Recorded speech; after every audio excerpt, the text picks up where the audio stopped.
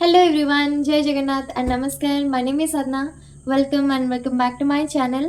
Here is my another new video. तो आज के वीडियो में मैं बात करूंगी IBPS clerk and SBI clerk के फुल स्ट्रैटेजी के बारे में, मतलब कैसी प्रिपरेशन करनी चाहिए, क्योंकि IBPS clerk and SBI clerk दोनों बहुत पास आ चुके हैं और हमारे पास बहुत कम वक्त है। तो इस कम टाइम के ड्यूरेशन में हम कैसे अच्छे से प्रिपेयर करें ताकि हमारा दोनों ही एग्जाम फर्स्ट अटेम्प्ट में क्लियर हो जाए, and both prelims and mains. Okay, सिर्फ प्रीलिम्स नहीं है। तो इस वीडियो के अंदर मैं आपको हर एक डिटेल चीज बताऊंगी। So please keep watching my video till the end, otherwise you will miss so many valuable points and tips. So without any further delay let's start the video.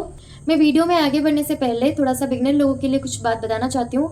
And जो beginners लोग हैं उनका 10-20% syllabus या फिर 30% syllabus ही complete हुआ है, तो please आप एग्ज़ाम के पीछे मत भागिए। अभी जो टाइम मिला है आपको बस सिलेबस कंप्लीट करनी है।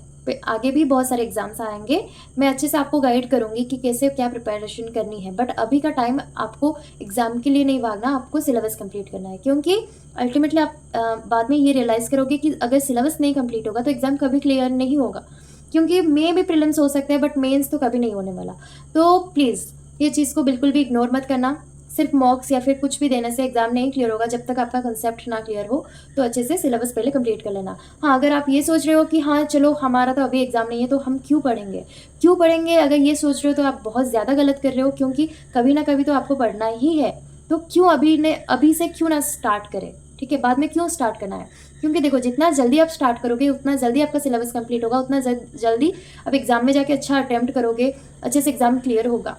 क्यों हमेशा एग्जाम की जो उस साइड है वहाँ पे रहना है? अभी इस साइड में आ जाओ ना जल्दी से तैयारी करके, क्योंकि आजकल आपको पता है एग्जाम के अंदर कितना ज़्यादा कंपटीशन हो चुका है।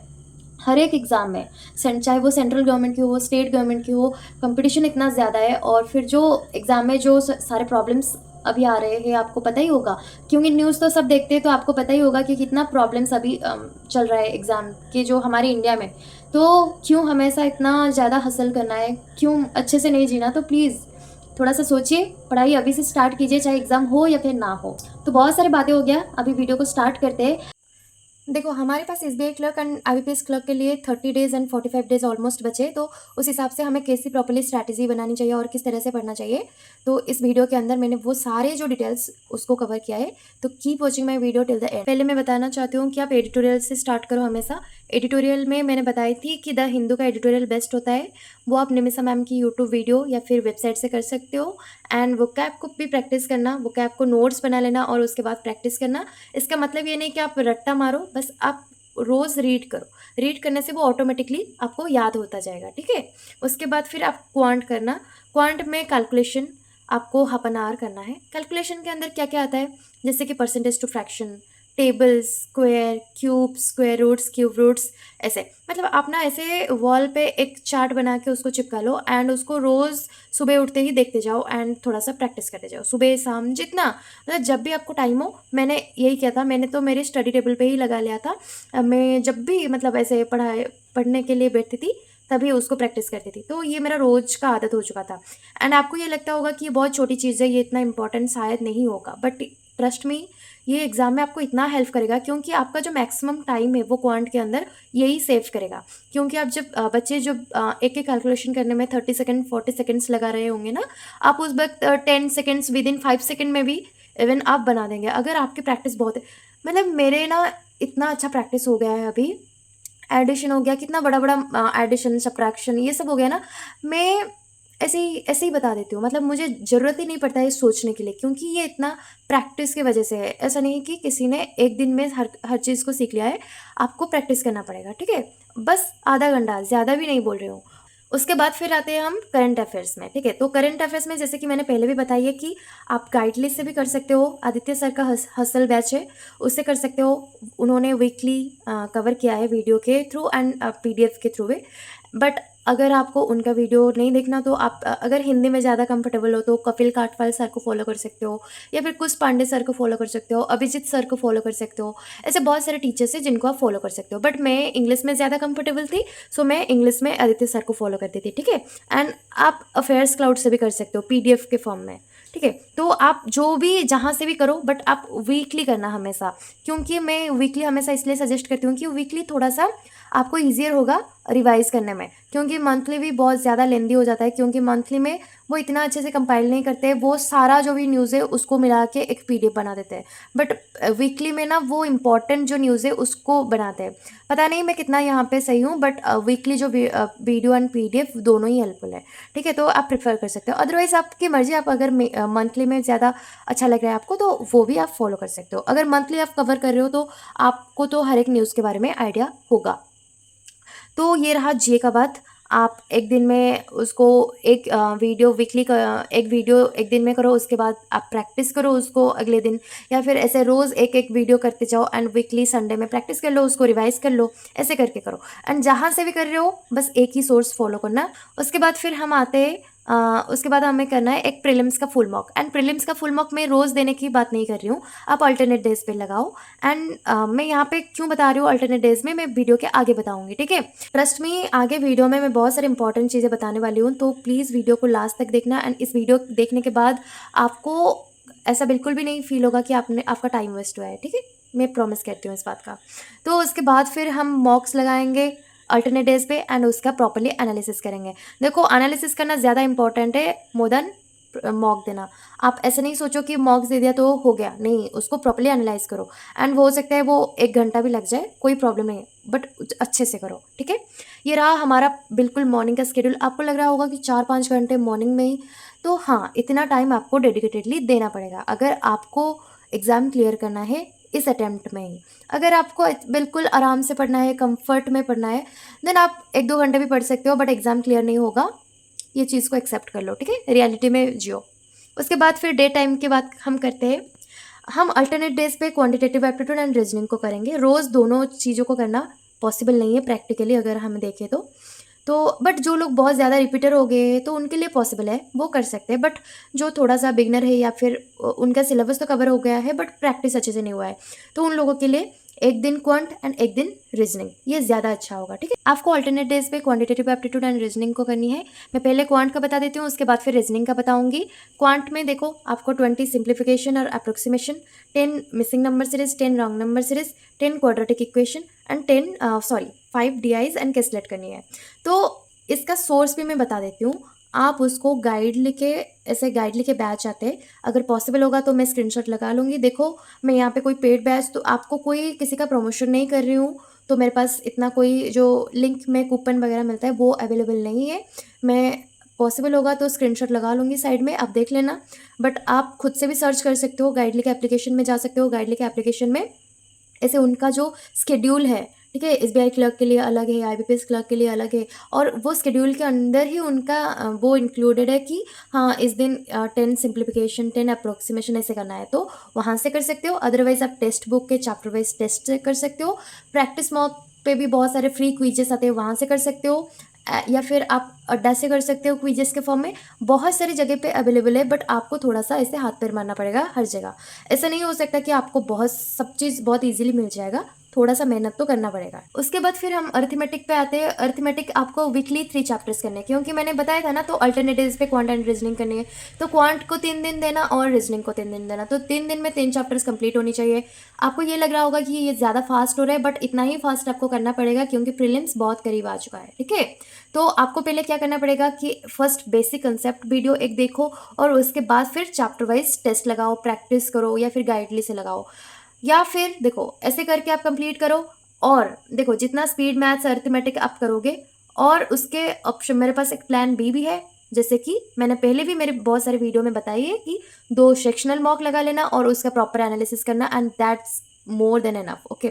ऐसा सबको लग रहा होगा कि सिर्फ 2 सेक्शनल मॉक करने में या फिर उसको एनालाइज करने में ही क्या क्लियर हो जाएगा प्रीलिम्स। हाँ, हो जाएगा अगर आप ढंग से करोगे, क्योंकि सेक्शनल मॉक एक लगाओगे, उसके बाद उसका जो हर एक क्वेश्चन है उसको अच्छे से सॉल्व करोगे। एंड अगर कोई क्वेश्चन में बहुत ज़्यादा दिक्कत आ रही है तो वो क्वेश्चन का जो कंसेप्ट है वहाँ पे जाओगे, वहाँ उसका चैप्टर में जाओगे, उसको रिवाइज करोगे अच्छे से, उसका कंसेप्ट देखोगे। अगर नहीं हुआ है तो अच्छे से उसका क्लास भी करोगे, एंड फिर उसको प्रैक्टिस करोगे। ऐसे करके अगर 2 सेक्शनल मॉक डेली लगाओगे एंड उसका प्रॉपरली एनालाइज करोगे ना, तो ये भी मोर देन सफिशिएंट है। आपको कुछ अलग से चैप्टर वाइज ऐसा कुछ भी करना नहीं पड़ेगा, ठीक है। उसके बाद फिर हम बात करते हैं रीजनिंग का, क्योंकि ये रहा हमारा क्वांट का जो 3 दिन हो गया, एंड जो अल्टरनेट डेज पे हमें जो रीजनिंग करनी है उसके लिए जो 3 दिन है उसके अंदर हमें क्या करना है कि 5 puzzles and sitting arrangement.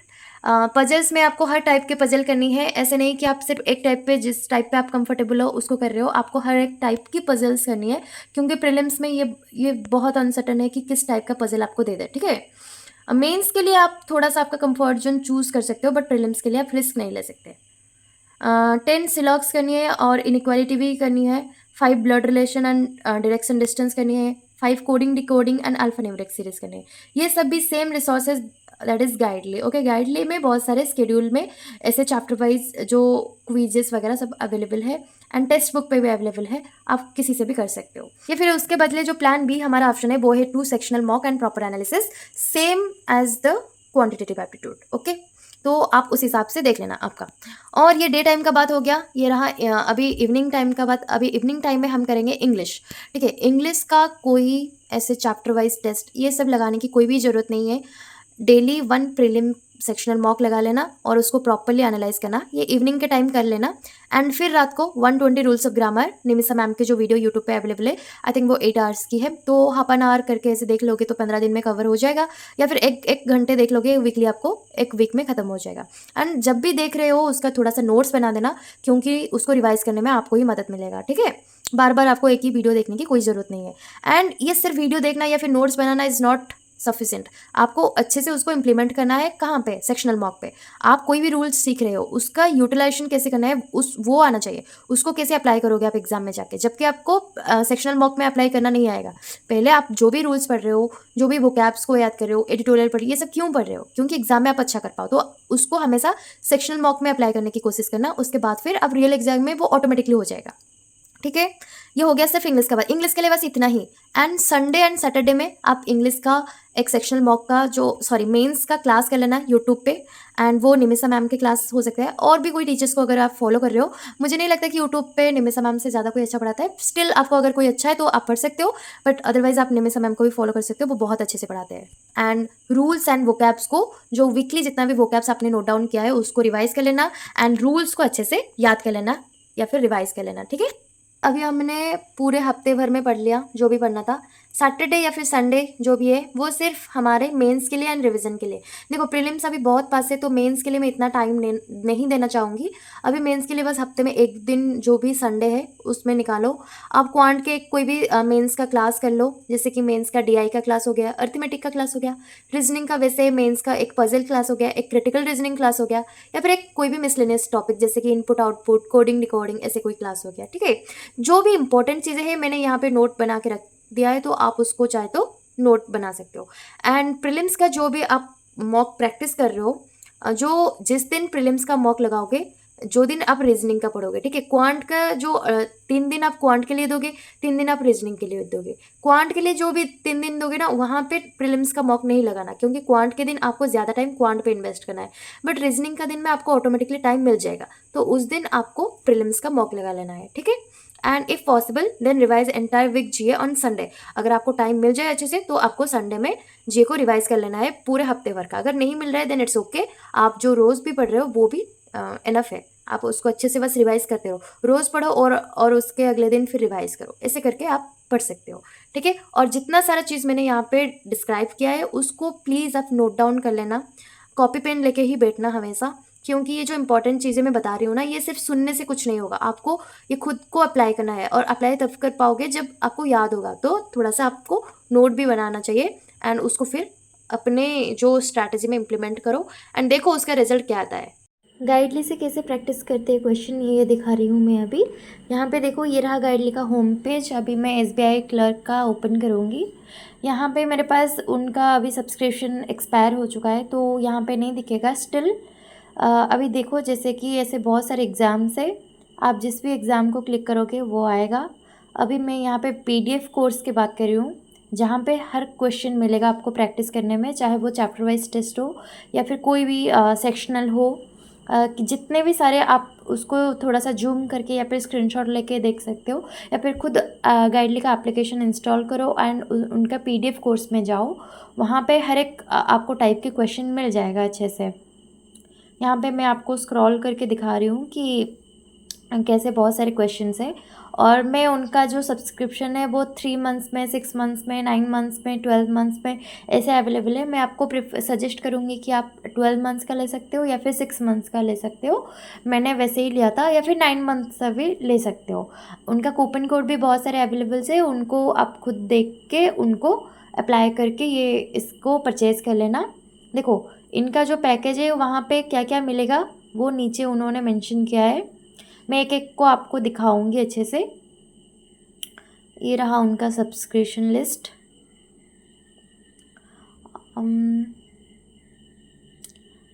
Yes, अभी ये जो नीचे उनका जो दिया है ना वो मैं आपको दिखाती हूँ, ठीक है, वेट करना। तो व्यू पैकेज पे मैं जा रही हूँ। तो देखो ऐसे क्वांट में बहुत सारे चैप्टर्स, देखो हर एक चैप्टर में मतलब गाइडली इतना बेस्ट एप्लीकेशन है कि वहाँ पे हर एक डिटेल छोटी से छोटी चैप्टर का भी क्वेश्चन आपको बहुत सारे मिल जाएंगे। तो ये देखो मैं टाइप सर्च कर रही हूँ, ये प्रीलिम्स का हो गया, कोई भी आप मेंस का भी सर्च कर सकते हो। ऐसे देखो उनका हर एक चैप्टर का क्वेश्चन मिल जाएगा, और बहुत अच्छे अच्छे लेवल के क्वेश्चन मिल जाएंगे, बिल्कुल बेसिक से एडवांस के तक, ठीक है। ऐसे आप इंग्लिश के भी कर सकते हो, मतलब हर एक सब्जेक्ट के हर एक टॉपिक से कर सकते हो। देखो अभी मैं बाकी और भी बहुत सारी चीज़ें यहाँ पे अवेलेबल है, मैं वो भी दिखाती हूँ, ठीक है। ये देखो उनका मेमोरी बेस्ड पेपर, मतलब हर एक साल का, मतलब उनका 3-4 साल पिछले भी उन्होंने दिया है, तो उसको भी आप प्रैक्टिस कर सकते हो।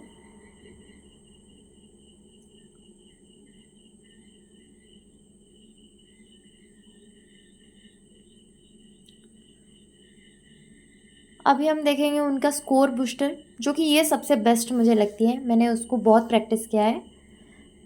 उनका स्केड्यूल दिया जाता है, देखो मैं यही बात कर रहे थे, जो रोज़ 20 सिंप्लीफिकेशन अप्रोक्सीमेशन हो गया, ये जो रोज़ का जो टास्क है ना, उन्होंने खुद उनका स्केड्यूल बना हुआ है, तो उनसे बिल्कुल आप अच्छे से कर सकते हो, ठीक है।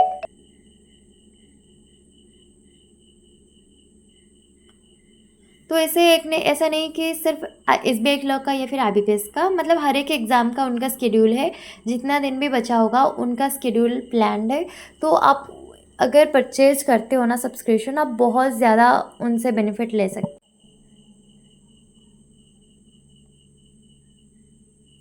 यहाँ पे मुझे कुछ भी नहीं दिख रहा है क्योंकि मेरा सब्सक्रिप्शन ख़त्म हो चुका है, तो अगर आपके पास होगा तो वो दिखेगा, ठीक है। ये देखो मैं आपको दिखाती हूँ, अभी ये रहा एसबीआई क्लर्क का।